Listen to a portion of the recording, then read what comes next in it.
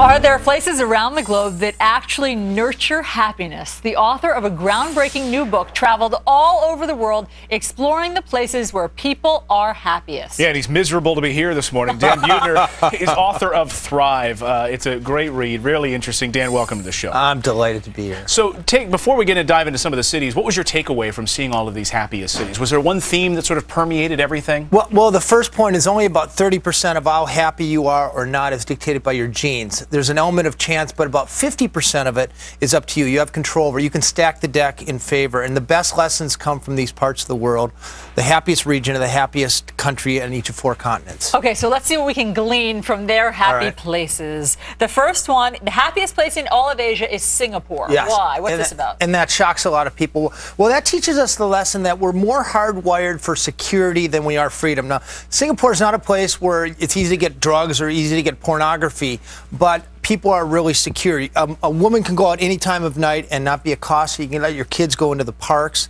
It's also a place where people are really financially secure. 90% of people own their own homes. And when it comes to happiness, financial security is 3 times more important than income alone. There's a lesson in here for Charlie Sheen, I can tell you that. And isn't that also the place in Singapore where you're not allowed to chew gum and stick it on something? Otherwise, if you get a fine. You get a fine, you get arrested. And an American was caned for doing a couple $100,000 of vandalism. The next one really surprises me. Mexico, Nuevo Leon, in Mexico, one of the happiest places in Latin America. That strikes me as odd, given Mexico and obviously the issues with smog and population density. Why is this so happy? Well, it's actually a northern region of Mexico, right across the Texan border, in fact. It's one of the richest, and people are employed at a very high rate.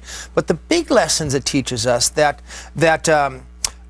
people who are religious worldwide are happier than people who aren't religious. It doesn't matter if you're Christian or Muslim or Buddhist. About 80% of people are very religious there. The other big point, the happiest people in the world socialize 7 to 8 hours a day. And we in America aren't doing that, but they in Mexico are getting that 7 or 8 hours of socialization. Oh, that's great. And that's not Facebook. It's I was going to say, we've got Facebook. I'll be having a longer lunch soon. Meanwhile, the happiest place in the U.S., obviously people are curious about this, San Luis Obispo. Yes, halfway between San Francisco and Los Angeles, 250,000 people.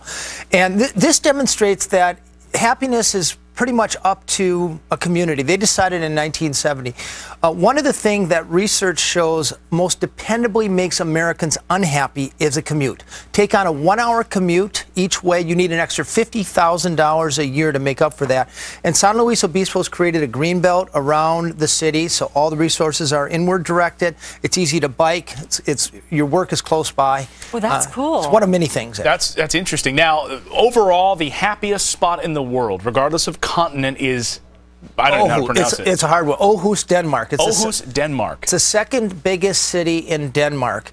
And it teaches us the lesson, like every place, that the real secret to happiness is setting up your life, setting up your surroundings so you're more likely to be happy. This is a place where it's really easy to get an engaging job. Taxes are so high that a garbage man makes the same amount as a lawyer does. Status is not celebrated. If you try to show off with a fancy suit, you'll get cut down. So what you have is a country where people are engaged in furniture making and architecture, where people are really status equal, and there's not too many people who have too much and not too many people who have too little. How interesting. So it sounds like employment is obviously very big on the happiness meter if you have high employment and quality of life. And it's interesting, Dan, after you've combed the earth for the best places on earth and the happiest, you live where? I live in Minneapolis, which according to Healthways and Gallup, the best poll in America, we're one of the top 5 happiest places in America. Who knew? Well, welcome to New York. Did not make the list. Dan Buettner, the author of Thrive. Thanks so much for being here. It was a delight. Thank you, guys.